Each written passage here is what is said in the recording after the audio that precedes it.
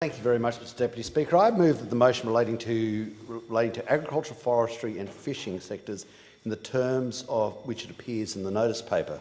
Mr Deputy Speaker, agriculture through the time of the coalition has had an exponential growth in its exports and the value of what it contributes to the Australian economy. It should be noted that from the time of when we came to government to 2016, we've had in excess of a 25% increase in our exports and the value of our agriculture, and this is so vitally important in helping our nation progress. We're doing this, Mr Deputy Speaker, because the population of the globe is making its way to 10 billion people by 2050, and the basic requirements, the calorific requirements to sustain that population are increasing now in an exponential way.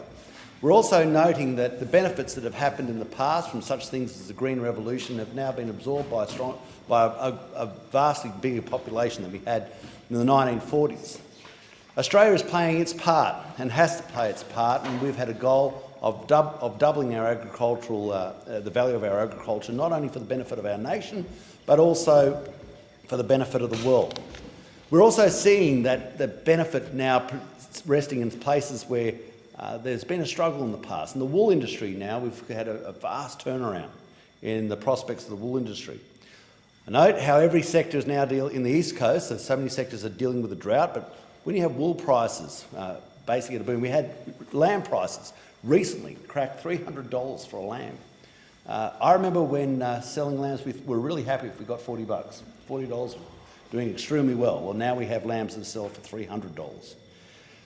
And what this means is that there's the capacity, as long as the seasons are with us, for us to get that exponential growth in the agricultural sector to flow back through the farm gate so that we get a real turnaround in the prospects of people on the land.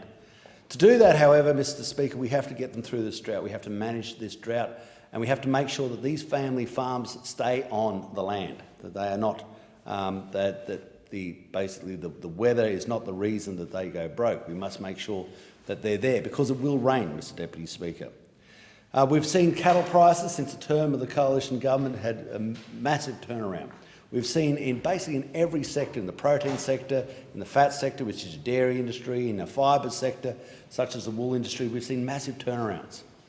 And you've got to underpin these turnarounds by showing real confidence in the industry, by backing such things as the live sheep trade, backing such things as the live cattle trade, backing such things as the growth in the agricultural sector through the construction of dams and water infrastructure that are so important in underpinning the rural sector. Show confidence in the sector by basically upgrading their roads, upgrading their rail, getting things such as the inland rail built, getting things such as roads sealed. And we have to have a target for our nation. We have to understand, for this nation to grow, you can't just concentrate on where the people are. You've got to concentrate on where your resources and your wealth is as well. Now, that's why projects such as the Outback Way to connect Boulia through to Laverton, to make sure that we get other sealed roads so that we can connect the tens of thousands of head of cattle that come out of such places as the Channel Country to markets, is also vitally important. In my own electorate, Mr Speaker, we're making sure we get an upgrade of such things as the sale yards, of the Inverell sale yards, of the Scone sale yards. These things are vitally important for the commerce of the area and allow smaller producers to combine their cattle with other smaller producers so that they have the capacity to also get the same premium for their product as people who can provide long lines of stock for sale.